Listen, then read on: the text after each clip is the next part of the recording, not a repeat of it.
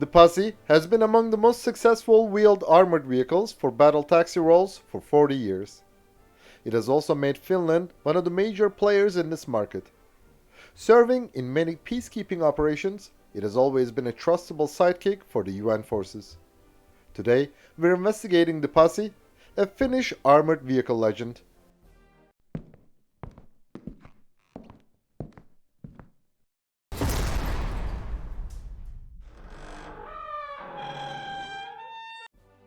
The Pasi takes its name from an acronym of the Finnish words Pansari Sisu. Pansari means armored, and Sisu Auto was its producer. The defense subsidiary of this company, Sisu Defense Oy, was acquired by Patria in 1997. Pasi is also a common given name of Finnish men. The Pasi is a reliable battle taxi with fair protection and firepower. Besides these features, its low production and life cycle costs made it a highly preferable armored vehicle in the international market. The creation history of the Pasi goes back to the early 1970s.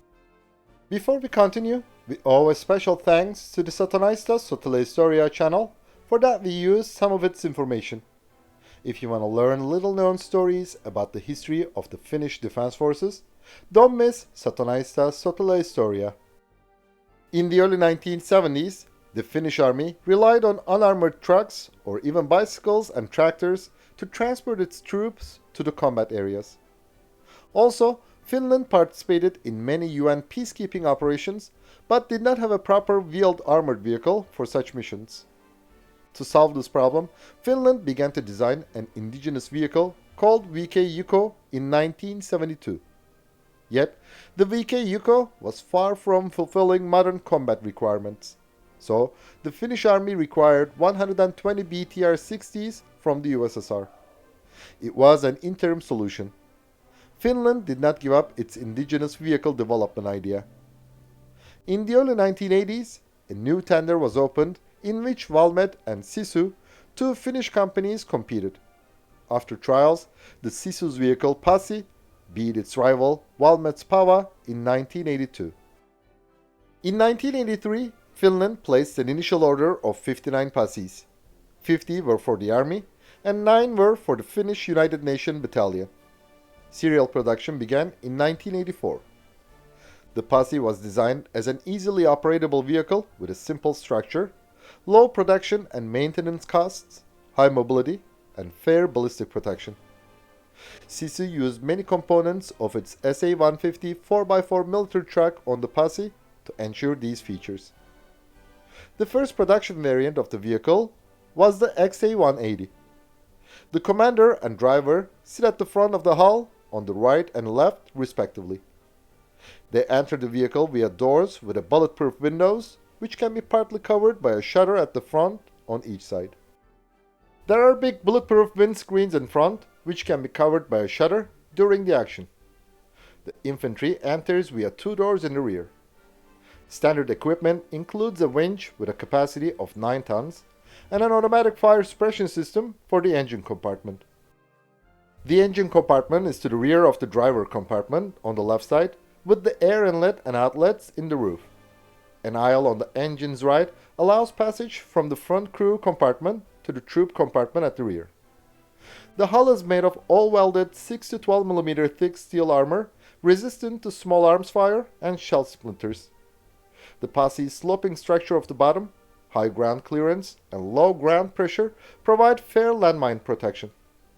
Due to increasing IED and landmine threats, later many users fitted the Pasi with blast-resistant seats and spall liners.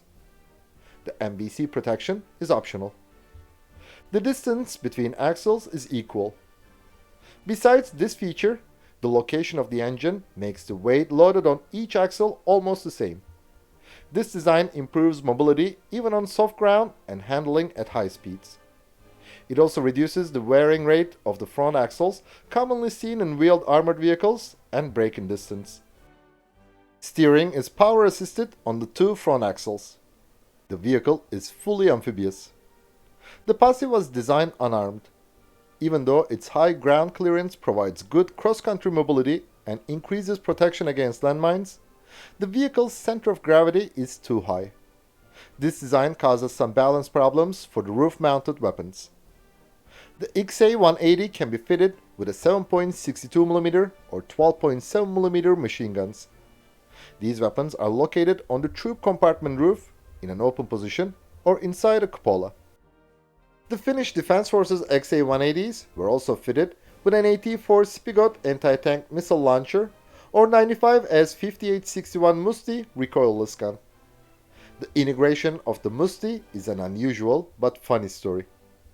The Finnish peacekeepers who served in Lebanon in the 1980s realized that they had no weapon to prevent the passage of the Israeli Merkava tanks to the UN zone.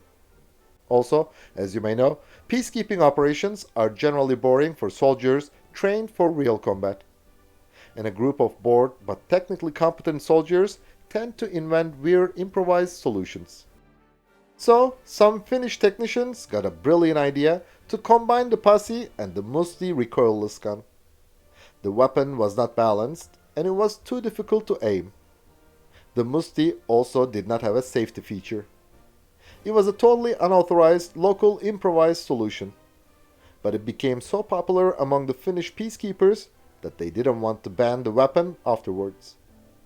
Besides the roof-mounted weapon, on either side of the troop compartment are 3 vision blocks with a firing port underneath, allowing the troops to fire their weapons from inside the vehicle. There is also a firing port on each door. The later XA-185 variant is essentially an XA-180 with a more powerful Valmet 612 DWI 6-cylinder diesel engine and new, stronger axles. All Finnish XA-180s were upgraded to XA-185 standards. Finland fitted this model with LAV 25 and LAV 30 turrets for trial purposes. Some vehicles were equipped with air conditioning systems for the engine. The XA-180s and XA-185s in the Swedish Army service are non-amphibious. The XA-185 has a 2-person crew consisting of a commander and driver and can also carry up to 18 infantry. The vehicle has a length of 7.34 meters, a width of 2.88 meters, and a height of 2.47 meters. Its combat weight is up to 13,500 kilograms. The 248 horsepower Valmet 612 DWI diesel engine provides a road speed of 105 kilometers per hour. Its range is 900 kilometers. The XA-185 can negotiate 0.6 meter vertical steps and 1 meter trenches. It is amphibious with a water speed of 8 kilometers per hour. We should add that the XA-185 generally carries 10 troops, not 18, as its technical specification refers to. Besides the ambulance version, the XA-180 and 185 has an air defense missile and air surveillance radar variants. The first, the ITO-90M, can fire the Kotel NG missiles, and the second is fitted with the Giraffe air surveillance radar system on a hydraulic arm. Estonia acquired 60 surplus XA-180s from Finland and then modernized them. This variant, named XA-180 EST, has improved armor protection, an updated brake system, additional mirrors, and Harris digital radios that meet the NATO standard. Further development of the XA-185 is the XA-186 with several detailed improvements for UN-type missions. Developed by the requirements of Norway, this variant has additional passive armor protection, a wire-cutting device on the front of the hull, the British Helio turret with a 12.7mm machine gun, and 5 smoke grenade launchers on each side. Also, the XA-186 can be fitted with an additional machine gun over the commander's position. This vehicle is non-amphibious and its fording depth is 1.5 meters. The XA-186 also has ambulance and repair variants. In 1996, the Netherlands ordered 90 XA-188 GVV vehicles. The GVV comes from the initials of Gepanzerd Voertuig voor Vredesoperaties, meaning Armored Transport Vehicle for Peacekeeping Operations. It is based on the previous XA-186. The enhanced armor of the XA-188 GVV can withstand up to 14.5mm armor-piercing rounds. But this change increases the vehicle's weight to 23,000 kilograms, which makes it non-amphibious. The XA-188 also has the GWT ambulance and COM command variants. The vehicle's Army and Marine versions can carry 7 and 5 infantry respectively. The Netherlands retired the XA-188s and sold them to Estonia in 2010. The participation of the XA-186 and XA-188 in international tenders also changed the Finnish Army's perspective of modern combat requirements, and it demanded a more advanced variant of the Pasi. So, Patria developed the XA-200 series based on XA-188. The XA-202 is the baseline armored personnel carrier version, while the XA-203 has a raised rear roof for greater internal volume for use in more specialized roles such as command post and artillery fire control. The XA-200 series feature a higher level of protection against small arms fire and anti-tank and anti-personnel mines. Sweden is also a user of the XA-200 series. Unlike the Finnish Army, the Swedish Army uses its XA-202s as a command vehicle. Sweden fitted some XA-203s with a 20mm gun turret or the Protector Nordic remote control weapon station with a 12.7mm machine gun.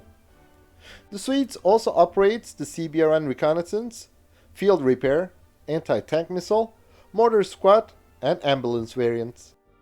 The XA-203N model used by the Norwegian Army has been designed so that the user can quickly change roles according to mission requirements such as command, ambulance, and workshop.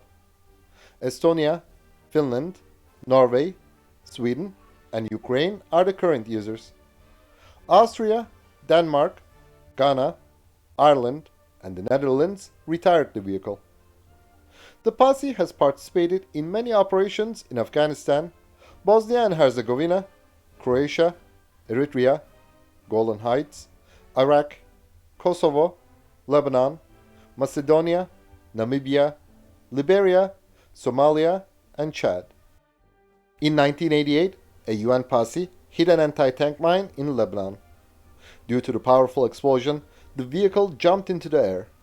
Its transmission and middle axle were severely damaged. But the Pasi protected its crew, and only 3 soldiers suffered minor injuries.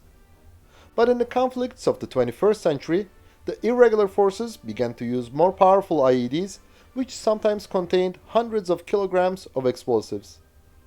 The Pasi was a battle taxi and was not designed for such threats. On June 7, 2009, a Dutch XA-188 was destroyed by a roadside bomb explosion. 3 soldiers were wounded. On October 16, 2010, a Swedish XA-203 was destroyed by a roadside bomb explosion. This time, the driver lost his life and 2 other soldiers were injured. Let's be fair, the latest conflicts showed us that even the most armored vehicles are not ready for such threats.